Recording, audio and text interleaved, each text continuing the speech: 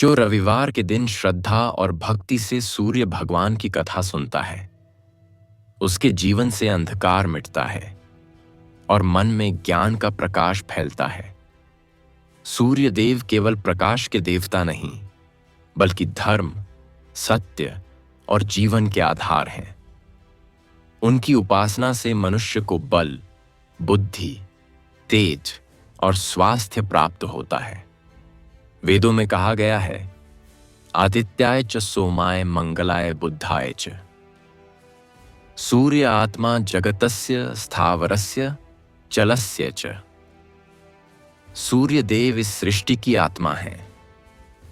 उनके बिना न दिन संभव है, न जीवन। अब सुनिए सूर्य भगवान की वह दिव्य कथा जो सृष्टि के आरंभ से लेकर भक्त के मिलन तक अमर है। सृष्टि में प्रकाश का आरंभ। सृष्टि के आरंभ में केवल अंधकार था। ना दिशा थी, न दिशा का ज्ञाता। तब ब्रह्मा जी ने अपनी तपस्या से एक ज्योति उत्पन्न की, जो अग्नि के समान प्रखर थी। वह ज्योति ही सूर्य का प्रथम स्वरूप बनी। ब्रह्मा जी ने उस तेजस्वी प्रकाश को प्रणाम करते हुए कहा, हे दिव्य ज्योति, तुम जीवन के स्रोत बनो। तुम्हारे प्रकाश से यह सृष्टि आलोकित हो। वह ज्योति स्वयं बोली, भगवान, मैं आपकी आज्ञा से समस्त लोकों को प्रकाशित करूंगा। तब से सूर्य का प्रकाश संपूर्ण ब्रह्मांड में फैल गया। देवता, ऋषि, जल, वायु, अग्नि, पृथ्वी सभी में प्राण का संचार हुआ। सूर्य देव को सभी देवताओं ने प्रणाम किया। ब्रह्मा जी ने कहा, हे सूर्य, तुम सृष्टि के प्राण हो। तुमसे ही समय चलता है, दिन रात का आरंभ होता है और धर्म का पहिया घूमता है। संध्या देवी का आगमन। सूर्य देव का तेज इतना प्रचंड था कि कोई उनके समीप नहीं रह सकता था। तब ब्रह्मा जी ने एक सुंदर, शांत और तेजस्विनी देवी को उत्पन्न किया, जिनका नाम था संध्या देवी। वे संतुलन और शांति की मूर्ति थीं। ब्रह्मा जी बोले, संध्या, तुम सूर्य देव की अर्धांगिनी बनो। तुम्हारे माध्यम से सूर्य का तेज जीवनदायी बनेगा। संध्या ने विनम्रता से कहा, भगवान, मैं सूर्य देव के साथ धर्म और सत्य के मार्ग पर रहूंगी। उनका तेज संसार को आलोकित करेगा और मैं उसे संतुलित रखूंगी। सूर्य देव और संध्या देवी का दिव्य विवाह हुआ। देवताओं ने पुष्प वर्षा की और आकाश गूंज उठा। जय आदित्य, जय संध्या देवी। सूर्य वंश की स्थापना। समय बीता। संध्या देवी ने सूर्य देव की सेवा और ध्यान में अपने दिन बिताने शुरू किए। कुछ समय बाद उन्होंने 3 संतानों को जन्म दिया। पहले यमराज, जो धर्म के अधिपति बने। दूसरे शनिदेव, जो न्याय और कर्म के फलदाता बने। और तीसरी यमुना देवी, जो जल की देवी बनी। तीनों संतानें अपने अपने कार्य में विलक्षण थीं। यमराज धर्मराज कहलाए। शनिदेव कर्म के आधार पर दंड देने वाले देव बने और यमुना देवी ने जल और जीवन का पोषण किया। इस प्रकार सूर्य वंश का आरंभ हुआ। संध्या का त्याग और छाया का जन्म। सूर्य देव का तेज अत्यंत प्रखर था। संध्या देवी धीरे धीरे उस ताप को सहन नहीं कर पाईं। उन्होंने सोचा, यदि मैं कुछ समय के लिए तप करूं तो मेरा शरीर और मन पुनः संतुलित हो सकेगा। उन्होंने अपनी छाया से एक प्रतिरूप बनाया। वह प्रतिरूप बिल्कुल उन्हीं के समान था, परंतु वह केवल छाया थी, चेतन नहीं। संध्या ने कहा, हे छाया, जब तक मैं तप करने जाती हूं, तुम सूर्य देव की सेवा करो, परंतु यह रहस्य किसी को मत बताना। छाया ने विनम्रता से स्वीकार किया। संध्या देवी तप के लिए उत्तर दिशा में चली गईं। जहां उन्होंने भगवान विष्णु की आराधना की। सूर्य देव को यह ज्ञात न हुआ। वे छाया के साथ रहने लगे। समय बीता और छाया देवी के गर्भ से सवर्ण, तपस्विनी और क्रोधी संतानें उत्पन्न हुईं। पृथ्वी पर एक भक्त का जन्म, देवदत्त। इधर पृथ्वी पर सूर्य देव की कृपा से एक साधारण परिवार में एक बालक का जन्म हुआ। का नाम रखा गया देवदत्त। बाल्यावस्था से ही उसके मन में सूर्य भगवान के प्रति अद्भुत श्रद्धा थी। वह प्रतिदिन उगते हुए सूर्य को प्रणाम करता और कहता, हे प्रभु, आपका प्रकाश मेरे मन का अंधकार मिटाए। वह जब भी किसी संकट में पड़ता, सूर्य की ओर देखकर कहता, आप सत्य के देव हैं, मैं आपका दास हूं, मुझे सदा धर्म के मार्ग पर बनाए रखिए। धीरे धीरे देवदत्त बड़ा हुआ, पर उसका मन सांसारिक विषयों से अधिक भक्ति में लगा रहा। उसकी मां कहती, बेटा, तुम हर समय पूजा में लगे रहते हो, जीवन में कर्म भी आवश्यक है। देवदत्त मुस्कुराकर कहता, मां, कर्म ही पूजा है, यदि वह सत्य और धर्म से जुड़ा हो। सूर्य देव की प्रथम कृपा। एक दिन गांव में भयंकर सूखा पड़ा। लोग जल और अन्न के लिए व्याकुल हो उठे। देवदत्त ने लोगों को एकत्र किया और कहा, चलो हम सूर्य देव की आराधना करें। उनकी किरणें जीवन देती हैं, वे हमें इस संकट से मुक्त करेंगे। सभी लोग गांव के किनारे नदी तट पर एकत्र हुए। देवदत्त ने एक मिट्टी का सूर्य मंदिर बनाया, दीप जलाए और कहा, हे प्रभु सूर्य नारायण, हम आपकी शरण में हैं, हमारे जीवन से अंधकार मिटाइए। 3 दिन की अखंड आरती और भक्ति के बाद अचानक आकाश में बादल घिरे और वर्षा प्रारंभ हुई। लोग खुशी से झूम उठे। सभी ने कहा, देवदत्त के भक्ति से सूर्य देव प्रसन्न हुए हैं। देवदत्त ने नम्रता से कहा, मैं नहीं, यह सूर्य देव की करुणा है। वे सदा अपने भक्तों की पुकार सुनते हैं। सूर्य देव का प्रकट होना। उस रात देवदत्त ने स्वप्न देखा। एक विशाल आकाशीय प्रकाश उसके सामने प्रकट हुआ। उस प्रकाश में एक तेजस्वी पुरुष खड़े थे। उनका शरीर स्वर्ण के समान चमक रहा था। सिर पर तेजमय किरणों का मुकुट था और चारों ओर प्रकाश का समुद्र था। वे बोले, वत्स देवदत्त, मैं सूर्य नारायण हूं। तुम्हारी भक्ति ने मुझे प्रसन्न किया है। तुम्हारा मन निर्मल है, तुम्हारी श्रद्धा सच्ची है। अब मैं तुम्हें एक कार्य सौंपता हूं। संसार में सत्य, धर्म और प्रकाश का संदेश फैलाओ। देवदत्त भाव विभोर होकर बोले, प्रभु, मैं आपका आदेश शिरोधार्य करता हूं। मेरा जीवन आपका होगा। सूर्य देव ने अपने तेज से उसे आशीर्वाद दिया और कहा, तुम्हारे नाम से एक देवदत्त वंश चलेगा, जो सदैव सूर्य उपासना करेगा और धर्म का पालन करेगा। पहली लीला का समापन जब देवदत्त की आंख खुली तो उसके चारों ओर दिव्य प्रकाश था। गांव वाले उसे देखकर बोले, देवदत्त, तुम्हारे शरीर से तेज निकल रहा है। देवदत्त मुस्कुराया, यह सूर्य देव की कृपा है, मैं केवल उनका माध्यम हूं। उस दिन से हर रविवार गांव में सूर्य पूजन का पर्व मनाया जाने लगा। हर कोई सूर्य देव की आराधना करने लगा। देवदत्त का नाम सूर्य भक्त के रूप में प्रसिद्ध हो गया। भगवान और भक्त देवदत्त की कथा भाग 2। भक्त की परीक्षा, विपत्ति और श्रद्धा। पिछले भाग का स्मरण। भाग 1 में हमने पढ़ा कि सूर्य भगवान ने किस प्रकार सृष्टि को प्रकाश दिया और पृथ्वी पर उनके सच्चे भक्त देवदत्त का जन्म हुआ।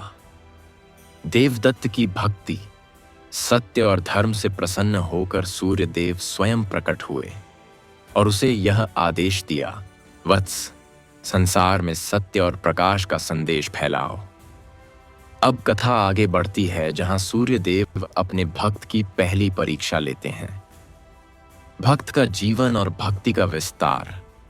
सूर्य देव के दर्शन के बाद देवदत्त का जीवन पूर्ण रूप से बदल गया। अब वह हर दिन प्रातःकाल नदी में स्नान कर सूर्य भगवान की आराधना करता, संध्या के समय दीपक जलाकर सूर्य स्तोत्र का पाठ करता और अपने गांव में धर्म और भक्ति का प्रचार करता। उसकी भक्ति से प्रभावित होकर कई लोग सूर्य उपासना करने लगे। गांव समृद्ध होने लगा, खेतों में अन्न की वृद्धि हुई और लोगों के जीवन में शांति आ गई। धीरे धीरे देवदत्त के पास पड़ोसी गांवों के लोग भी आने लगे। वे कहते, भक्त देवदत्त, हमें भी वह मार्ग बताओ जिससे सूर्य देव प्रसन्न हो। देवदत्त नम्रता से कहता, सूर्य देव कर्म, सत्य और निष्ठा से प्रसन्न होते हैं। जो व्यक्ति अपने कर्तव्य को सच्चे मन से निभाता है वह उनके प्रिय होता है। लेकिन समय का चक्र चलता रहा और सूर्य देव जानते थे, सच्ची भक्ति तब सिद्ध होती है जब उसका परीक्षण हो। सूर्य देव का संकल्प। एक दिन सूर्य लोक में भगवान सूर्य अपनी दिव्य सभा में विराजमान थे। देवगण, ऋषिगण और सप्तर्षि उनके तेज की आराधना कर रहे थे। तभी सूर्य देव ने मुस्कुराकर कहा, अब समय आ गया है मेरे भक्त देवदत्त की परीक्षा लेने का। उसकी श्रद्धा अभी तप में नहीं, परीक्षा में परखी जाएगी। सप्तर्षि बोले, प्रभु, वह भक्त अत्यंत निर्मल और सच्चा है, क्या उसे परीक्षा की आवश्यकता है? सूर्यदेव बोले, जब तक भक्ति विपत्ति में अडिग न हो वह पूर्ण नहीं कहलाती। फिर उन्होंने अपनी किरणों के माध्यम से पृथ्वी की ओर दृष्टि डाली और देवदत्त के जीवन में एक परिवर्तन आरंभ हुआ। भक्त की पहली विपत्ति अकाल और दरिद्रता। एक दिन अचानक वर्षा रुक गई। गांव की नदियां सूखने लगीं, खेत बंजर हो गए, पशु पक्षी पानी के लिए तड़पने लगे। लोग भयभीत होकर देवदत्त के पास आए। भक्त जी, सूर्यदेव क्यों हमसे रुष्ट हो गए? देवदत्त ने कहा, प्रभु रुष्ट नहीं होते, वे केवल हमें चेताते हैं। कर्म और संयम की कमी आई होगी, इसलिए यह संकट आया है। गांव के लोग बोले, आप तो उनके प्रिय भक्त हैं, फिर भी यह विपत्ति क्यों? देवदत्त मुस्कुराया, कभी कभी परीक्षा भक्त की भी होती है। प्रभु देखना चाहते हैं कि क्या हम कठिन समय में भी श्रद्धा बनाए रखेंगे। उसने गांव वालों से कहा, आओ हम निरंतर सूर्य नाम का जप करें। जब तक वर्षा नहीं आती तब तक हम अपने स्वार्थ को त्याग कर भक्ति में लीन रहेंगे। तप और विश्वास की ज्योति।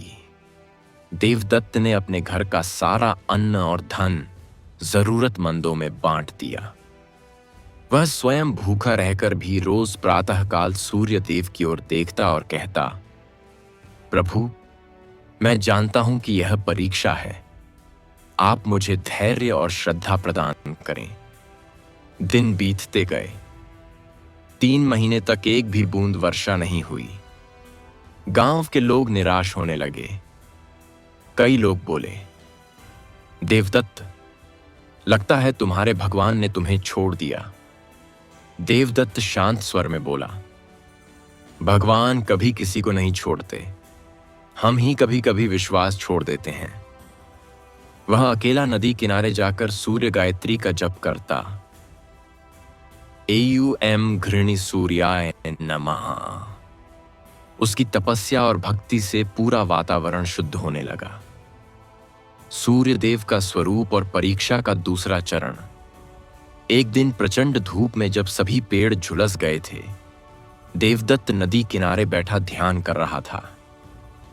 अचानक आकाश से एक आवाज आई, देवदत्त, यदि तुझे जीवन चाहिए तो तू अपनी भक्ति त्याग दे। तेरे सूर्य देव ने तुझे कष्ट दिया है, फिर भी तू उन्हें क्यों पूजता है?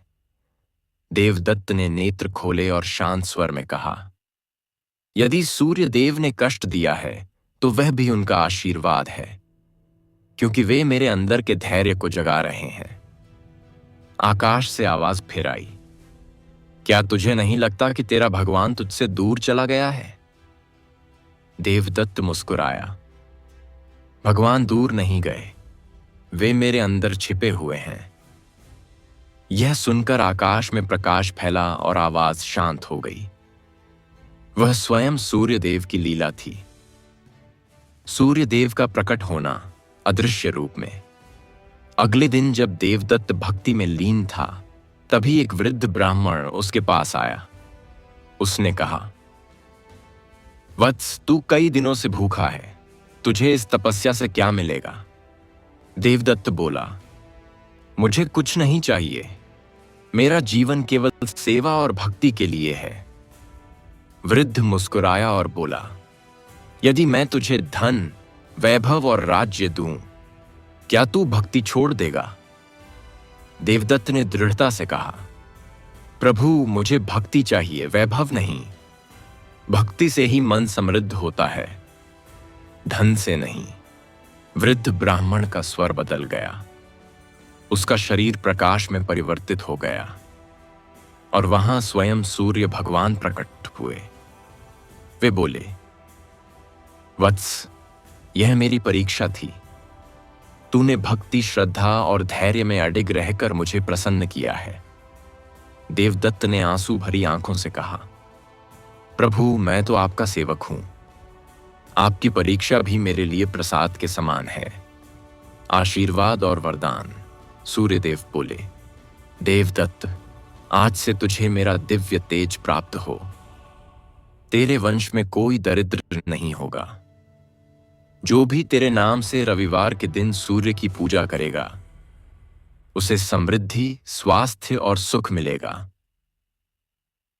फिर उन्होंने कहा, वत्स, याद रख, भक्ति का अर्थ केवल आराधना नहीं, बल्कि हर परिस्थिति में सत्य और धैर्य बनाए रखना है। देवदत्त ने उनके चरणों में सिर झुकाया। सूर्यदेव ने आशीर्वाद दिया और अदृश्य हो गए। उसी क्षण आकाश में बादल घिरे और वर्षा होने लगी। गांव फिर से हरा भरा हो गया। लोग बोले, देवदत्त की भक्ति ने सूर्यदेव को प्रसन्न कर दिया। भाग 2 का समापन। उस दिन से रविवार के दिन गांव में सूर्य पूजा का महोत्सव मनाया जाने लगा। लोग सूर्य नमस्कार करते, तिल का दीप जलाते और एयुएम सूर्याय नमः का जप करते। देवदत्त अब केवल भक्त नहीं, बल्कि सूर्य उपासक गुरु के रूप में प्रसिद्ध हो गया। सूर्य भगवान और भक्त देवदत्त की कथा भाग 3, अहंकार और त्याग की लीला। पिछले भाग का स्मरण। भाग 2 में हमने पढ़ा कि सूर्य देव ने अपने भक्त देवदत्त की पहली परीक्षा ली।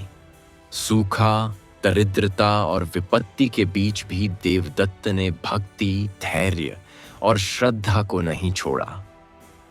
अंत में सूर्य भगवान प्रकट हुए और उसे वरदान दिया कि उसका वंश सदा सूर्य भक्ति से आलोकित रहेगा। अब कथा आगे बढ़ती है, जहां सूर्य देव अपने भक्त की दूसरी परीक्षा लेते हैं, अहंकार और त्याग की लीला। भक्त की प्रसिद्धि और सम्मान। सूर्यदेव के आशीर्वाद के बाद देवदत्त की कीर्ति चारों दिशाओं में फैल गई। जो कभी एक साधारण ग्रामीण था, अब सूर्य उपासक गुरु कहलाने लगा। लोग दूर दूर से उसके दर्शन करने आते। राजा, व्यापारी, साधु और गृहस्थ सभी उससे आशीर्वाद लेने आते। उसके घर के बाहर भीड़ लगी रहती। लोग कहते, देवदत्त सूर्य देव का साक्षात प्रिय है। देवदत्त विनम्रता से कहता, मैं केवल उनका सेवक हूं।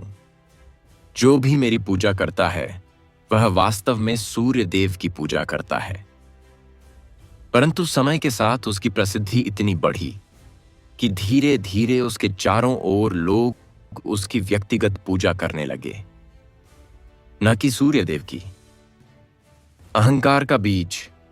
एक दिन जब देवदत्त प्रातःकाल पूजा कर रहा था, उसके पास कुछ राजा और मंत्री आए।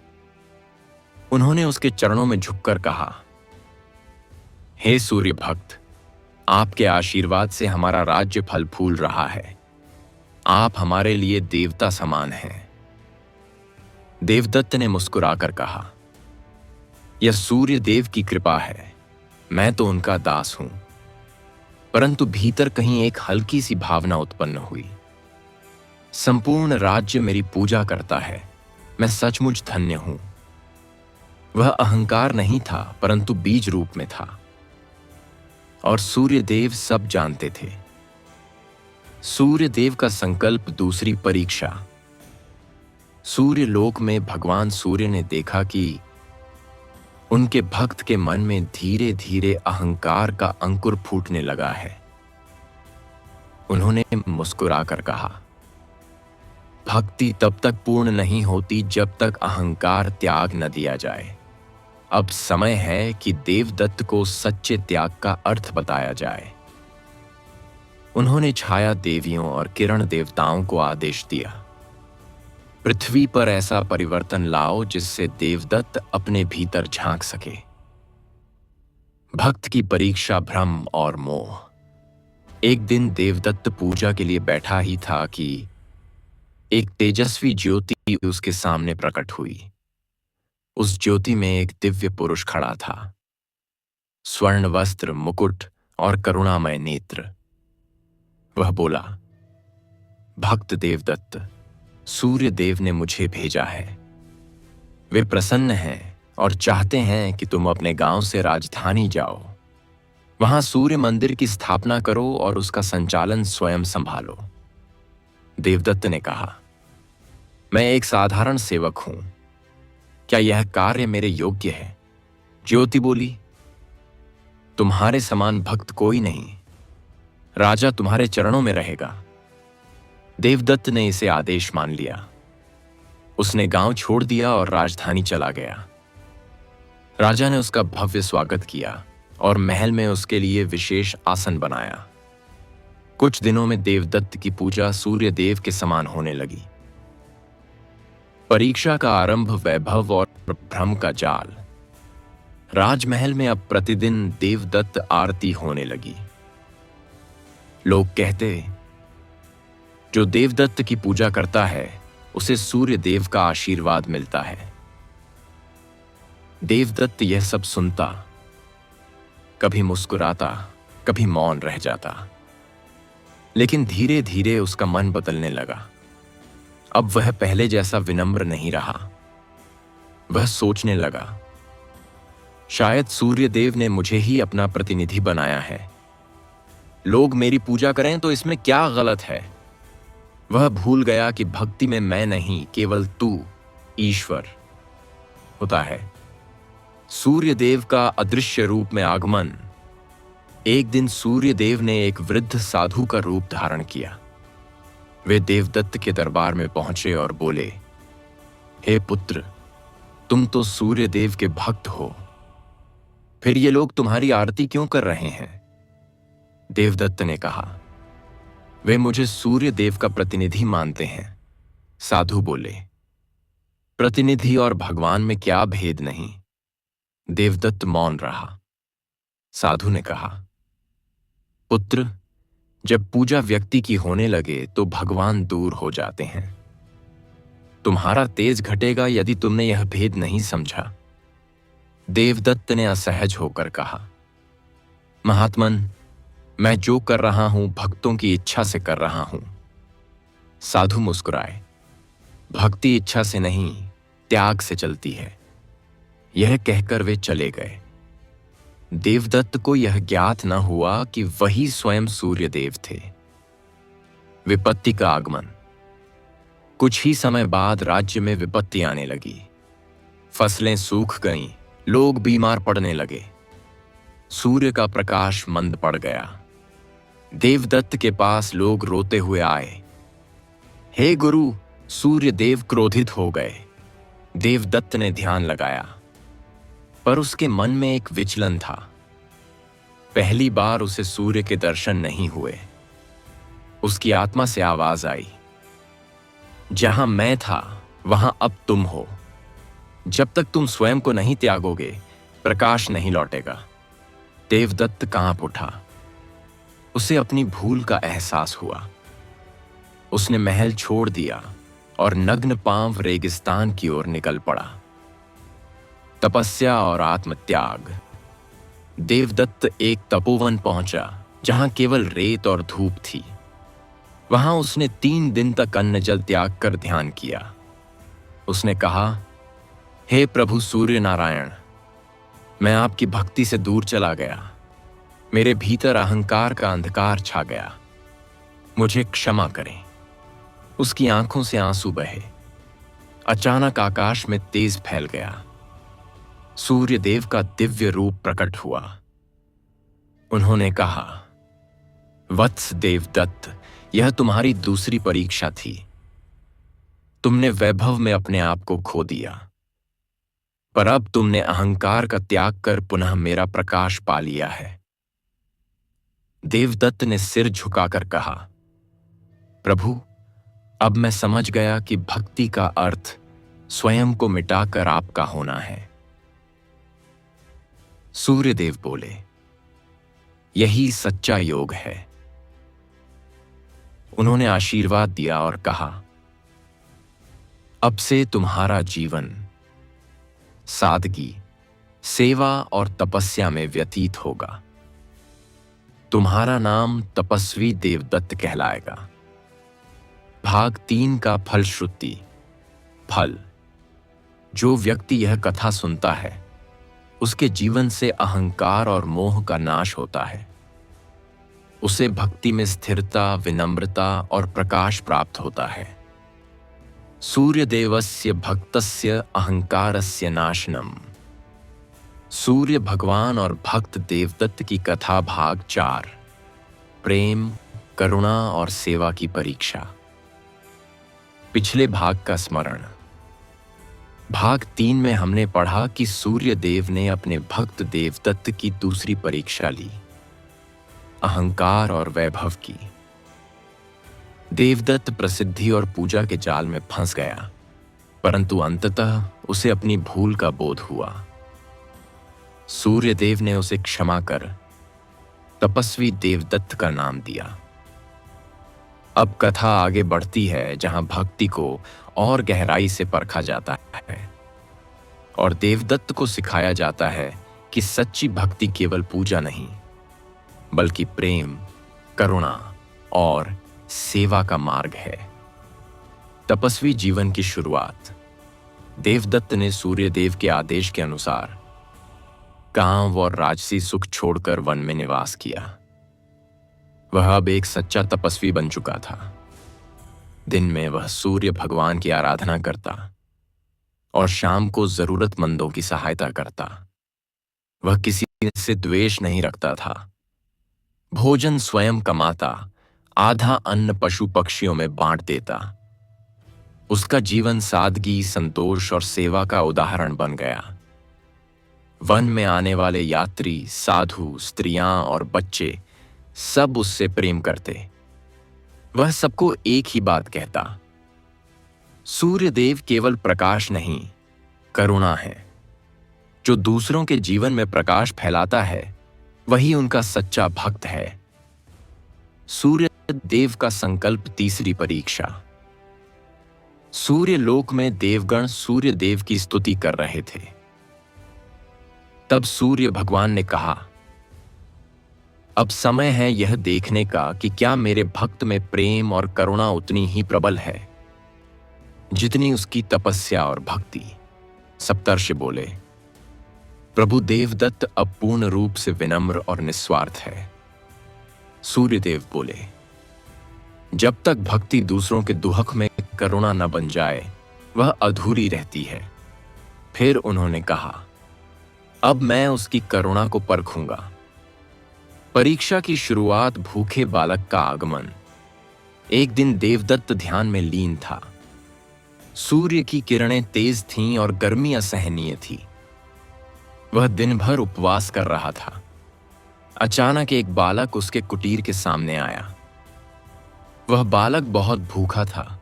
शरीर पर फटे वस्त्र थे, आंखों में आंसू और हाथ में सूखी रोटी। वह बोला, मुनिवर, मैं 3 दिन से भूखा हूं, मुझे कुछ खाने को दो। देवदत्त के पास केवल एक रोटी थी जो उसने स्वयं के लिए रखी थी। उसने बालक को देखा, फिर रोटी को देखा। मन में द्वंद्व उठा। मैंने व्रत रखा है, यदि मैं यह खा लूं तो पूजा पूरी होगी।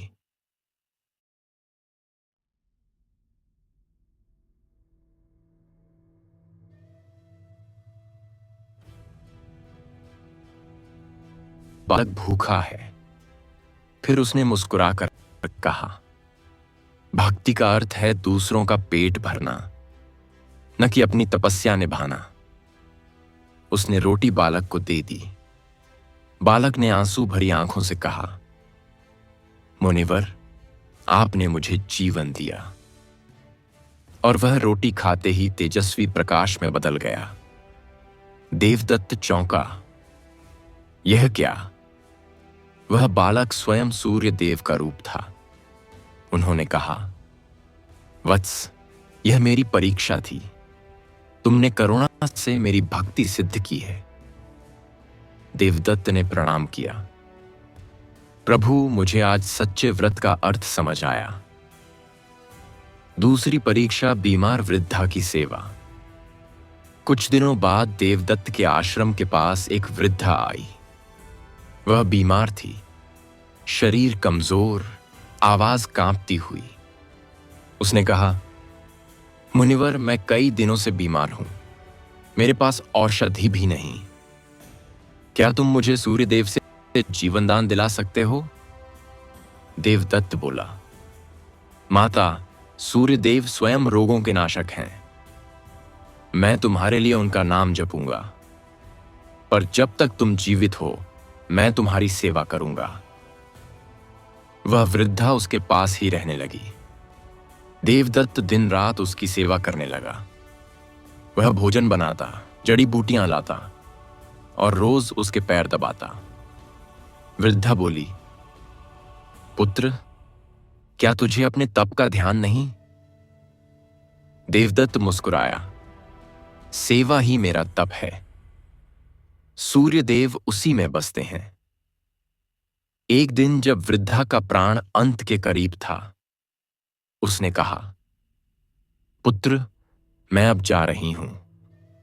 मेरा आशीर्वाद है, तू सदैव सूर्यदेव की कृपा में रहेगा। वह आंखें बंद करते ही दिव्य प्रकाश में बदल गई। देवदत्त समझ गया, वह भी सूर्यदेव की लीला थी। सूर्यदेव का प्रकट होना। उस रात्रि सूर्यदेव स्वयं प्रकाश के रूप में प्रकट हुए। देवदत्त ने उनके चरणों में सिर झुकाया। सूर्यदेव बोले, वत्स, तुमने सिद्ध कर दिया कि भक्ति केवल पूजा नहीं बल्कि करुणा और सेवा भी है। जिसके हृदय में दया है वहां मैं साक्षात निवास करता हूं। देवदत्त ने कहा, प्रभु, अब मैं समझ गया हूं, आपकी कृपा दूसरों की भलाई में छिपी है। सूर्यदेव बोले, अब तुम मेरे प्रकाश के सच्चे दूत हो। जहां तुम जाओगे वहां सूर्य का तेज और करुणा साथ जाएगी। उन्होंने अपने तेज का एक अंश देवदत्त के शरीर में प्रविष्ट किया। अब उसका शरीर सौम्य आभा से चमकने लगा। सेवा का विस्तार। देवदत्त अब केवल एक साधक नहीं, बल्कि सैकड़ों गांवों के लिए प्रेरणा बन गया। वह बीमारों की सेवा करता, गरीबों को अन्न देता और सूर्य स्तोत्र सिखाता। हर रविवार को लोग दूर दूर से आकर सूर्य नमस्कार करते और देवदत्त उन्हें कहते, भक्ति केवल मंदिर की दीवारों में नहीं, बल्कि दूसरों के आंसू पोंछने में है। भाग 4 का फलश्रुति। फल। जो भक्त यह कथा सुनता है, उसके हृदय में करुणा, प्रेम और सेवा की भावना जागृत होती है। उसके जीवन से स्वार्थ, क्रोध और उदासी समाप्त हो जाती है। यत्र दया तत्र सूर्य। जहां दया है, वहां सूर्य भगवान का निवास है।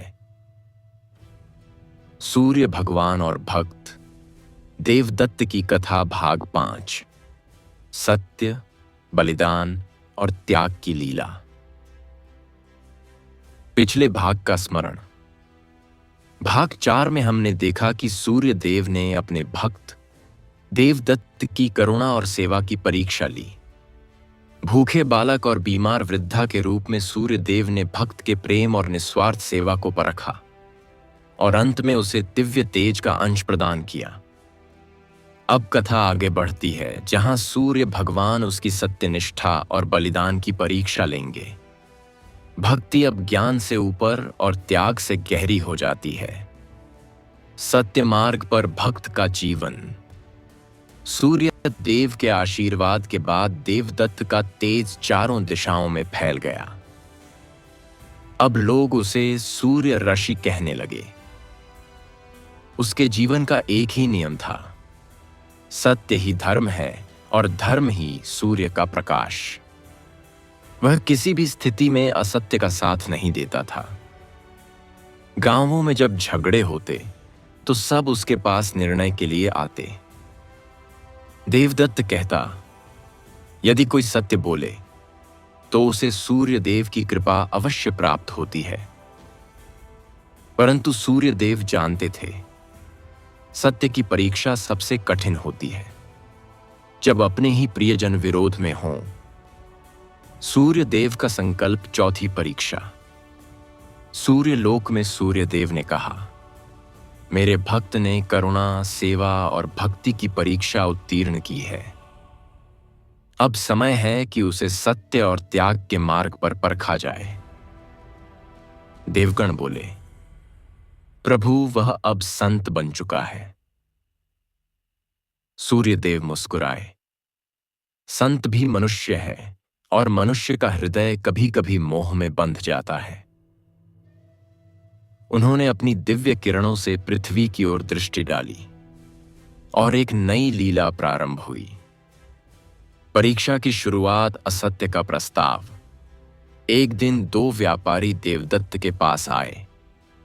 उन्होंने कहा, हे सूर्य ऋषि, हमारे बीच विवाद है। यह स्वर्ण मुद्राएं हमारी हैं, पर प्रत्येक इन्हें अपना कह रहा है। आप सत्य का निर्णय कीजिए। देवदत्त ने मुद्राएं देखीं। दोनों की बात सही लग रही थी। वह सोच में पड़ गया। अचानक एक व्यापारी बोला, यदि आप निर्णय मेरे पक्ष में करेंगे तो मैं आपको 100 स्वर्ण मुद्राएं दान में दूंगा। देवदत्त ने कठोर दृष्टि से देखा। दान नहीं, यह रिश्वत है। व्यापारी बोला, ऋषि, यह तो आपकी सेवा है। देवदत्त बोला, सेवा नहीं, यह सत्य के साथ विश्वासघात है। उसने सारा धन उठाया और सूर्य देव की मूर्ति के चरणों में रख दिया। हे प्रभु, यह तुम्हारे नाम पर प्रलोभन था। मैं केवल तुम्हारा सेवक हूं। अचानक आकाश में आवाज आई, वत्स, यह मेरी पहली परीक्षा थी। देवदत्त नम्र हुआ। वह जान गया कि यह भी सूर्य देव की लीला थी। दूसरी परीक्षा प्रियजन का मोह और सत्य का द्वंद्व। कुछ समय बाद देवदत्त की वृद्ध माता गंभीर रूप से बीमार पड़ी। उन्होंने कहा, पुत्र, मुझे एक वचन दे। यदि मैं जीवित न रहूं तो मेरा अंतिम संस्कार रात में करना, ताकि लोग मेरा शरीर न देखें। देवदत्त ने मना किया। मां, शास्त्र कहता है कि सूर्य अस्त के बाद संस्कार नहीं होता। सत्य और धर्म के विपरीत कार्य अधर्म है। मां ने आंसू भरे स्वर में कहा, तू मेरे आदेश को नहीं मानेगा? देवदत्त मौन हो गया। रात आई और मां का देहांत हुआ। गांव के लोग बोले, अब तो तुम्हें मां की बात माननी चाहिए। देवदत्त बोला, माता पूजनीय है, परंतु धर्म सर्वोच्च है। उसने सुबह सूर्य उदय के समय ही अंतिम संस्कार किया। लोग बोले, यह कैसा पुत्र है? पर जब अग्नि जली तो उसमें से दिव्य प्रकाश उठा और आवाज आई, वत्स, यह मेरी दूसरी परीक्षा थी। तुमने सत्य को धर्म से ऊपर रखा। देवदत्त आंसू बहाते हुए बोला, प्रभु, आपकी परीक्षा कठिन है, पर आपके सत्य से बढ़कर कुछ नहीं। तीसरी परीक्षा त्याग का आदेश। एक दिन सूर्य देव ने स्वयं एक साधु का रूप धारण कर देवदत्त के सामने आए। उन्होंने कहा, ऋषि, तुम्हारी तपस्या पूर्ण हुई। अब मैं तुम्हें एक आदेश देता हूं, अपना आश्रम छोड़कर पहाड़ों की ओर निकल जाओ। देवदत्त बोला, प्रभु, यहां मेरे शिष्य और सेवक हैं, वे सब मेरी जिम्मेदारी हैं। साधु बोले, त्याग वही पूर्ण है जो कठिन हो। जिन्हें तुम अपना समझते हो वे भी सूर्य की ही संतान हैं। देवदत्त ने सबको बुलाया और कहा, मैं चला जाऊंगा, पर तुम सब सेवा और सत्य के मार्ग पर बने रहना।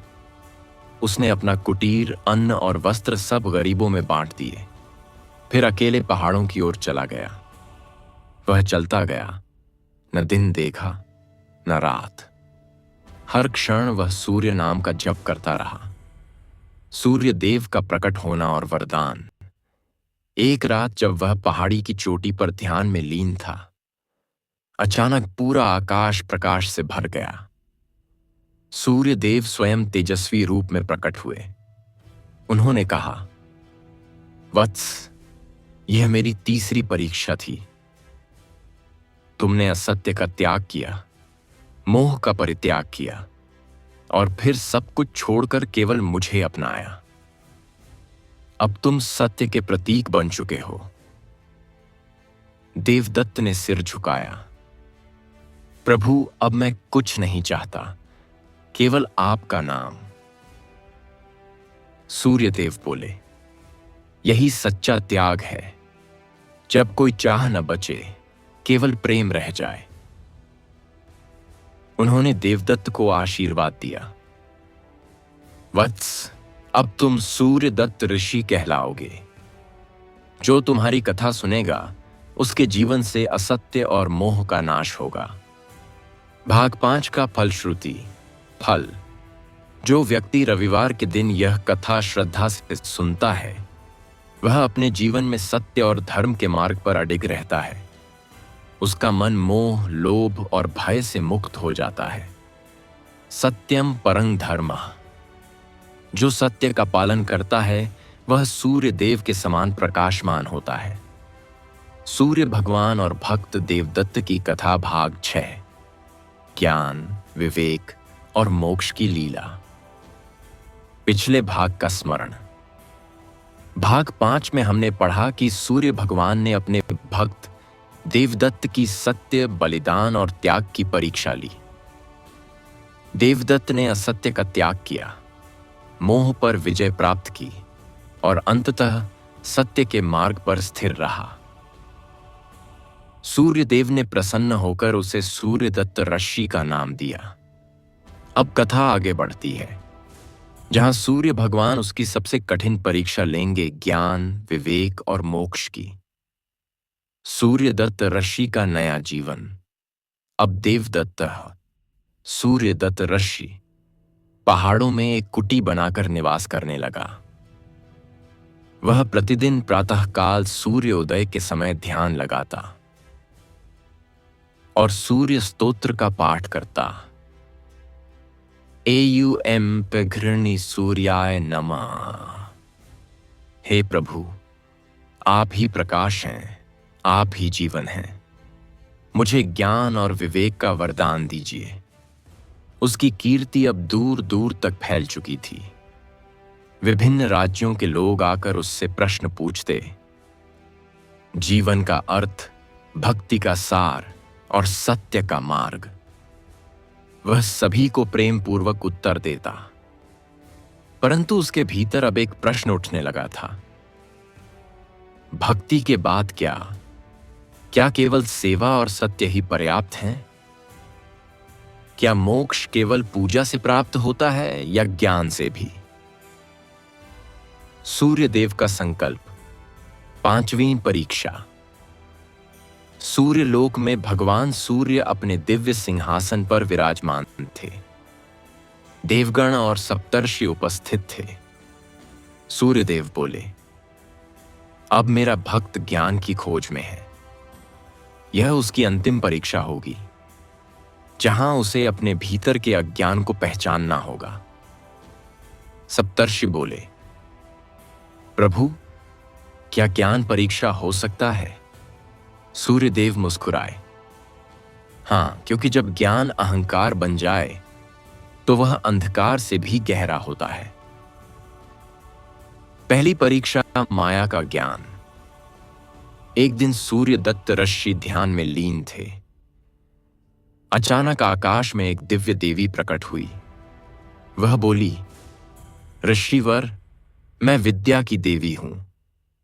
मैं तुम्हें वह ज्ञान दे सकती हूं जिससे तुम अमर हो जाओगे। ऋषि ने कहा, ज्ञान का उद्देश्य अमर होना नहीं, बल्कि अहंकार का अंत करना है। देवी मुस्कुराई और बोली, तुम परीक्षा में सफल हुए, क्योंकि जिसने ज्ञान को साधन बनाया, न कि अधिकार, वह सच्चा ज्ञानी है। वह देवी वास्तव में सूर्यदेव की प्रकाश माया थी। दूसरी परीक्षा, विवेक की कसौटी।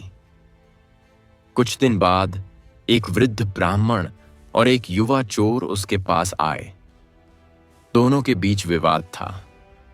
ब्राह्मण बोला, ऋषिवर, इस युवक ने मेरा धन चुराया है। युवक बोला, ऋषि, मैंने किसी का धन नहीं लिया। ऋषि ने ध्यान लगाया, पर सत्य स्पष्ट नहीं हुआ।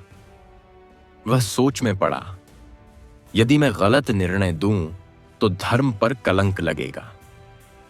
तभी उसके अंतर्मन से आवाज आई, विवेक केवल बाहरी ज्ञान नहीं, बल्कि भीतर का सत्य है। उसने युवक की आंखों में देखा और कहा, तो छिप नहीं सकता। युवक रो पड़ा और बोला, ऋषिवर, मैंने धन लिया, पर मैं भूखा था। ऋषि ने कहा, धन लौटाओ, पर मैं तुम्हें दंड नहीं दूंगा। असत्य स्वीकारना ही सच्चा दंड है। ब्राह्मण ने क्षमा कर दी और दोनों के हृदय में शांति आ गई। आकाश से सूर्य की किरणें चमकीं। यह सूर्यदेव की दूसरी परीक्षा थी। तीसरी परीक्षा, मोक्ष का रहस्य। सालों बाद सूर्यदत्त ऋषि का शरीर वृद्ध हो चुका था। एक दिन वह ध्यान में लीन था। तभी सूर्यदेव का तेजस्वी रूप प्रकट हुआ। उन्होंने कहा, वत्स, अब तुम्हारे जीवन का अंतिम अध्याय है। अब तुम्हें ज्ञान और मोक्ष के बीच का भेद समझना है। ऋषि बोला, प्रभु, क्या मोक्ष मृत्यु के बाद मिलता है? सूर्यदेव बोले, नहीं वत्स, मोक्ष तब मिलता है जब जीवन में मैं समाप्त हो जाता है। जब व्यक्ति कर्म करे पर फल की चिंता न करे, वह मुक्त हो जाता है। ऋषि ने कहा, तो मोक्ष कोई स्थान नहीं बल्कि मन की अवस्था है। सूर्यदेव मुस्कुराए, यही सच्चा ज्ञान है। जिसे यह ज्ञात हो गया वह मेरे समान प्रकाशमान है। आत्मज्ञान का उदय। सूर्यदत्त ऋषि ने अपने दोनों हाथ जोड़कर कहा, प्रभु, अब मैं समझ गया कि आप केवल आकाश में नहीं, मेरे भीतर भी हैं। सूर्यदेव बोले, अब तुम पूर्ण हो गए हो। तुम्हारा अस्तित्व और मेरा तेज अब एक हैं। तभी ऋषि का शरीर दिव्य प्रकाश में परिवर्तित होने लगा। उसका रूप सूक्ष्म हो गया और सूर्य की किरणों में विलीन हो गया। उस क्षण संपूर्ण वन में दिव्य आलोक फैल गया। देवगण बोले, यह वही भक्त है जिसने भक्ति, सेवा, सत्य और ज्ञान का पूर्ण रूप देखा। सूर्यदेव का आशीर्वाद और संदेश। सूर्यदेव ने आकाश से कहा, वत्स देवदत्त अब मेरे लोक में निवास करेगा। उसका तेज सदा जीवित रहेगा। जो भी उसके नाम से सूर्य आराधना करेगा उसे ज्ञान, शांति और मोक्ष की प्राप्ति होगी। उन्होंने पृथ्वी की ओर दृष्टि डाली और कहा, मनुष्य चाहे किसी धर्म का हो, यदि वह सत्य, सेवा और करुणा के मार्ग पर चले तो वह मेरा प्रिय है। भाग 6 का फलश्रुति। फल।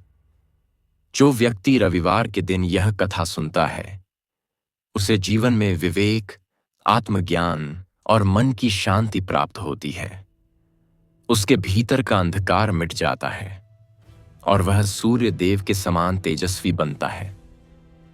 ज्ञानम दीपम तमोनाशम। जो अपने भीतर का सूर्य जलाता है उसके जीवन से मोह और भय समाप्त हो जाता है। सूर्य भगवान और भक्त देवदत्त की कथा भाग 7। भक्त बना दूसरों के मोक्ष का कारण। पिछले भाग का स्मरण। भाग 6 में हमने पढ़ा कि सूर्यदेव ने अपने भक्त देवदत्त अब सूर्यदत्त ऋषि के शी की ज्ञान और विवेक की परीक्षा ली। भक्त ने यह समझ लिया कि मोक्ष कोई स्थान नहीं बल्कि मन की अवस्था है, जहां मैं समाप्त होकर वह ईश्वर ही रह जाता है। अब कथा वहां से आगे बढ़ती है जहां सूर्यदत्त ऋषि स्वयं दूसरों के उद्धार का माध्यम बनते हैं। भक्त का प्रकाश पृथ्वी पर फैलना। सूर्यदत्त ऋषि अब शरीर रूप में पृथ्वी पर नहीं बल्कि दिव्य प्रकाश के रूप में सृष्टि में उपस्थित थे। उनके नाम से कई आश्रम बने जहां सूर्य देव की आराधना, सेवा और सत्य का उपदेश दिया जाता था। जो भी व्यक्ति विपत्ति या अंधकार में फंसता वह सूर्यदत्त ऋषि का नाम लेकर सूर्य की ओर देखता और उसे भीतर से प्रकाश की अनुभूति होती। देवता, ऋषि और मनुष्य सभी उनके नाम का स्मरण करते। परंतु सूर्यदेव की लीला अभी पूर्ण नहीं हुई थी। अब उन्हें अपने भक्त के माध्यम से दूसरों के मोक्ष का मार्ग दिखाना था। कथा का नया अध्याय। गांव का अंधकार। पृथ्वी के दक्षिण दिशा में एक गांव था जिसका नाम था तमसपुर। नाम ही उसके स्वभाव को दर्शाता था। वहां के लोग आलसी, लालची और असत्य प्रिय थे। सूर्यदेव का नाम लेने से भी डरते थे। सालों से वहां न सूर्य पूजा होती थी न धर्म पालन। अंधविश्वास और भय ने वहां का वातावरण भारी बना दिया था। सूर्यदेव ने देखा कि उस भूमि में कोई प्रकाश नहीं। उन्होंने अपनी दिव्य दृष्टि से सूर्यदत्त ऋषि की आत्मा को पुकारा, वत्स देवदत्त, अब तुम्हें दूसरों के उद्धार का कार्य करना है। तमसपुर की भूमि में प्रकाश पहुंचाओ। देवदत्त का पुनर्जन्म। सूर्यदेव की आज्ञा से देवदत्त की आत्मा पुनः मानव रूप में पृथ्वी पर अवतरित हुई। वह अब आलोक नाम से जन्मा, एक साधारण बालक, लेकिन उसके नेत्रों में दिव्य तेज था। आलोक बचपन से ही सूर्य की ओर आकर्षित रहता। वह रोज प्रातःकाल सूर्य को प्रणाम करता और कहता, हे प्रभु, मुझे ऐसा जीवन दीजिए जो दूसरों के लिए प्रकाश बने। लोग उसे पागल समझते। तमसपुर के लोग कहते, यह बालक दिन भर सूर्य को निहारता है, पागल हो जाएगा। लेकिन आलोक मुस्कुराता और कहता, जो सूर्य को देखता है वह अंधकार से मुक्त हो जाता है।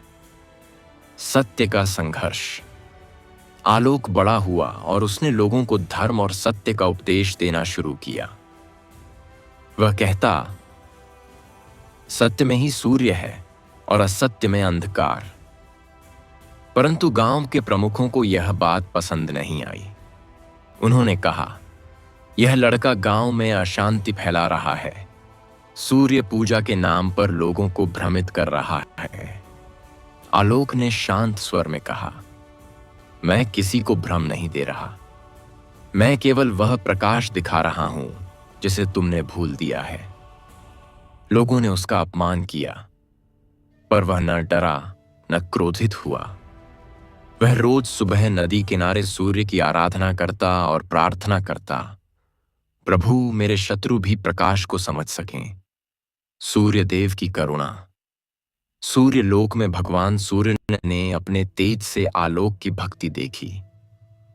वे बोले, यह वही आत्मा है जिसने मुझे हजारों बार पुकारा है, अब यह दूसरों के लिए मार्ग बनेगी।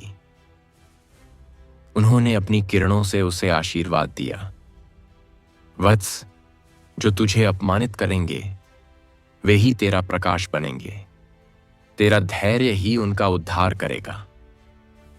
भक्ति का प्रभाव। समय बीता और तमसपुर में अकाल पड़ा। सूरज का प्रकाश धुंधला हो गया। लोग भयभीत हो उठे। तब आलोक ने कहा, सूर्य देव ने अपना प्रकाश इसलिए छिपाया है क्योंकि हम अपने भीतर के सत्य से दूर हो गए हैं। उसने सबको बुलाया और कहा, आओ एक दिन का व्रत रखें। हम सूर्य की आराधना करें, जल अर्पण करें और सत्य का पालन करने का वचन लें। पहले कोई तैयार नहीं हुआ, पर कुछ बच्चे आगे आए। वे आलोक के साथ नदी किनारे गए और सूर्य को जल अर्पित किया। धीरे धीरे बुजुर्ग, महिलाएं और अंत में गांव के प्रमुख भी आ गए। जब सबने मिलकर सूर्य नाम का जप किया, तभी आकाश में बादल हटे और तेजस्वी सूर्य प्रकट हुआ। प्रकाश की किरणें पूरे गांव में फैल गईं। लोगों ने आंसू बहाते हुए कहा, सूर्य देव लौट आए हैं और यह सब आलोक की भक्ति से संभव हुआ है। सूर्य देव का प्रकट होना। आकाश से तेज उतरा और उसमें सूर्य देव प्रकट हुए। उन्होंने कहा, वत्स आलोक, तुम वही हो जो पहले देवदत्त कहलाए थे। तुमने अपने पुनर्जन्म में दूसरों के जीवन में प्रकाश पहुंचाया। अब तुम केवल भक्त नहीं बल्कि मार्गदर्शक बन चुके हो। आलोक ने नम्रता से कहा, प्रभु, यदि यह कार्य पूर्ण हुआ तो यह आपकी कृपा से हुआ। मैं केवल आपका उपकरण हूं। सूर्यदेव बोले, वत्स, यही सच्चा मोक्ष है, जब व्यक्ति दूसरों के मोक्ष का कारण बन जाए। गांव का परिवर्तन। उस दिन के बाद तमसपुर बदल गया। अब वहां हर रविवार सूर्य आराधना होती। लोग सत्य, सेवा और करुणा का पालन करने लगे। आलोक का नाम प्रकाश गुरु रख दिया गया। उसने कहा, मैं प्रकाश नहीं लाया, मैंने बस तुम्हें अपनी आंखें खोलना सिखाया। सूर्यदेव का आशीर्वाद। सूर्यदेव ने अंतिम बार प्रकट होकर कहा, वत्स, तुम्हारा कार्य पूर्ण हुआ। अब तुम्हारी आत्मा पुनः मेरे लोक में जाएगी। तुम सदा उन लोगों के हृदय में रहोगे जो दूसरों के लिए प्रकाश बनना चाहेंगे। आलोक ने हाथ जोड़कर कहा, प्रभु, अब मेरा कोई अस्तित्व नहीं, केवल आपका प्रकाश ही मेरा जीवन है। वह धीरे धीरे तेजस्वी किरणों में बदल गया और सूर्य की ओर विलीन हो गया। भाग 7 का फलश्रुति। फल। जो व्यक्ति यह कथा श्रद्धा से सुनता है वह केवल अपने लिए नहीं बल्कि दूसरों के लिए भी भक्ति का कारण बनता है। उसका जीवन दूसरों के लिए दीपक बन जाता है। यह स्वयं प्रकाशते स जगत प्रकाश। जो स्वयं प्रकाशित है वही जग को प्रकाशित करता है। सूर्य भगवान और भक्त देवदत्त की कथा भाग 8। भक्ति बनी संसार का धर्म। पिछले भाग का स्मरण। भाग 7 में हमने पढ़ा कि सूर्य भगवान ने अपने भक्त देवदत्त को आलोक के रूप में पुनर्जन्म दिया।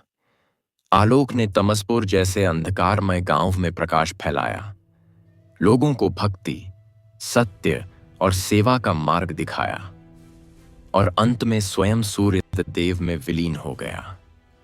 अब कथा आगे बढ़ती है, जहां सूर्य देव की भक्ति केवल एक व्यक्ति या गांव तक सीमित नहीं रहती बल्कि संपूर्ण संसार का धर्म बन जाती है। सूर्य भक्ति का प्रसार। आलोक। देवदत्त के विलय के बाद भी उसका प्रकाश समाप्त नहीं हुआ। जहां जहां उसने उपदेश दिए थे वहां लोगों ने सूर्य पूजा की परंपरा प्रारंभ की। गांव गांव में सूर्य मंदिर बनने लगे। लोग प्रातःकाल तिलक लगाकर सूर्य नमस्कार करने लगे। बच्चे, स्त्रियां, वृद्ध सभी सूर्य की किरणों को प्रणाम करते। यह भक्ति केवल पूजा न रहकर जीवन का आधार बन गई। हर कोई एक ही बात कहता, सूर्य देव सत्य हैं, प्रकाश हैं और धर्म का मार्ग भी। सूर्य देव का आशीर्वाद पृथ्वी पर। सूर्य लोक से सूर्य देव यह दृश्य देखकर प्रसन्न हुए। उन्होंने कहा, वत्स देवदत्त, तुम्हारा कार्य अब मानवता का धर्म बन चुका है। अब यह भक्ति केवल कुछ भक्तों की नहीं बल्कि संपूर्ण पृथ्वी की आत्मा है। देवगण बोले, प्रभु, यह आपका ही तेज है जो अब हर जीव के भीतर चमक रहा है। सूर्यदेव बोले, जब तक कोई व्यक्ति प्रातःकाल सूर्य की ओर देखेगा मेरे भक्त की स्मृति उसके भीतर जगेगी। भक्ति का नया रूप कर्म और धर्म का संगम। समय बीतता गया। भक्ति अब केवल प्रार्थना नहीं रही, यह कर्म का मार्ग बन गई। लोग अब यह समझने लगे कि सूर्य भक्ति का अर्थ केवल जल चढ़ाना नहीं बल्कि अपने कर्मों से अंधकार को मिटाना है। किसान सुबह खेत जोतते समय सूर्य का नाम लेते। शिल्पकार अपने कार्य से पहले सूर्य को प्रणाम करते। राजा अपने राज्य में न्याय करते समय सूर्य की प्रतिज्ञा लेते और गृहिणियां रोटी सेंकते समय सूर्य के नाम की पहली रोटी अर्पित करती।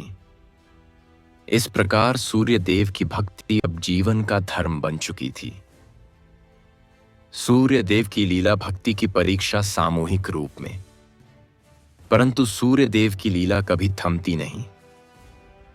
उन्होंने सोचा, भक्ति अब व्यापक है, पर क्या यह सच्ची है? क्या लोग केवल परंपरा निभा रहे हैं या भावना से जुड़कर भक्ति कर रहे हैं? एक दिन उन्होंने पृथ्वी पर वर्षा रोक दी। 7 दिन तक सूर्य का प्रकाश मंद हो गया। लोग भयभीत हो उठे। कई लोग कहने लगे, सूर्य देव रुष्ट हो गए हैं। राजा ने सभा बुलाई। सबने विचार किया कि क्या गलती हुई। एक वृद्ध महिला बोली, हम सूर्य को प्रणाम तो करते हैं, पर क्या कभी उनकी तरह प्रकाश बांटते हैं? लोग मौन रह गए। राजा ने कहा, भक्ति केवल पूजा नहीं, कर्म है। हम अपने कर्म से ही सूर्य को प्रसन्न कर सकते हैं। सबने निश्चय किया कि वे दूसरों की सहायता करेंगे, अंधकार मिटाने के कार्य करेंगे। सेवा से भक्ति का पुनर्जागरण। लोगों ने गरीबों के घर भोजन पहुंचाया, बीमारों की सेवा की और बच्चों को सूर्य स्तोत्र सिखाया। हर व्यक्ति ने किसी न किसी रूप में दूसरों के जीवन में प्रकाश पहुंचाया। 7वें दिन सुबह जब सबने एक साथ एयुएम सूर्याय नमः कहा, तो आकाश में तेज फैला और सूर्य प्रकट हुए। उनकी किरणों ने पृथ्वी को पुनः जीवन दिया।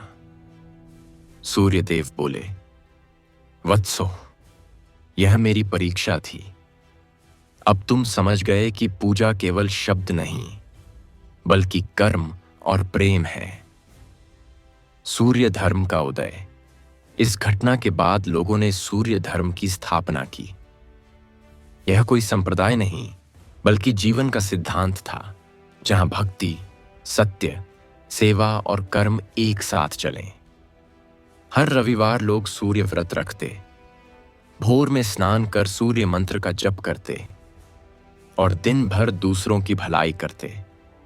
भक्ति अब कोई कर्मकांड नहीं, बल्कि मानवता का नियम बन चुकी थी। सूर्य देव के मंदिरों में कोई भेदभाव नहीं रहा। स्त्री पुरुष, धनी निर्धन, सभी समान भाव से आरती करते। हर आरती में गूंजता, प्रकाश सबका है, कोई अंधकार न रहे। सूर्यदेव का संदेश।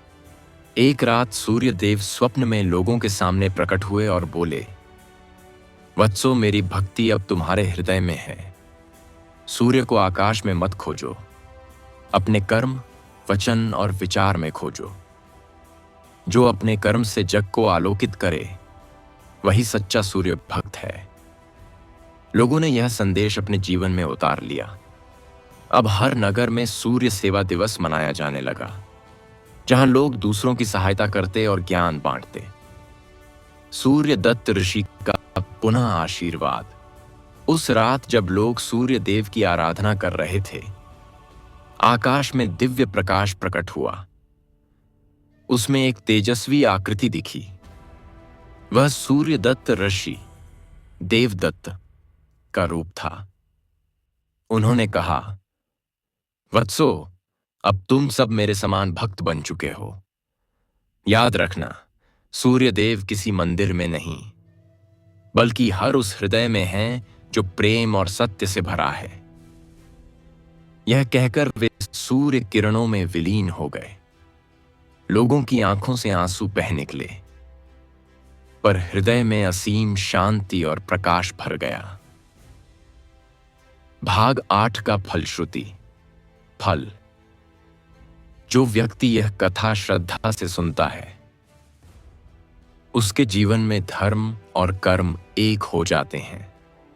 वह भक्ति को केवल पूजा नहीं, बल्कि जीवन का नियम बना लेता है। भक्तिर्न कर्महीना न धर्महीना। जो सूर्य की तरह सबको समान दृष्टि से देखे, वही सच्चा भक्त है। सूर्य भगवान और भक्त देवदत्त की कथा भाग 10। प्रकाश की अंतिम लीला। सृष्टि का शाश्वत आशीर्वाद। पिछले भाग का स्मरण। भाग 9 में हमने पढ़ा कि सूर्य भगवान की भक्ति कैसे अमरता का सूत्र बन गई। देवदत्त की आत्मा ने पुनर्जन्म लेकर आरुष के रूप में पृथ्वी को फिर से प्रकाश दिया। सूर्यदेव ने यह सिद्ध किया कि सच्चा भक्त कभी नहीं मरता। वह प्रकाश बनकर सृष्टि में सदा जीवित रहता है। अब कथा का अंतिम अध्याय प्रारंभ होता है, जहां सूर्यदेव स्वयं सृष्टि को शाश्वत प्रकाश का वरदान देते हैं। सृष्टि में अंधकार का पुनः आगमन।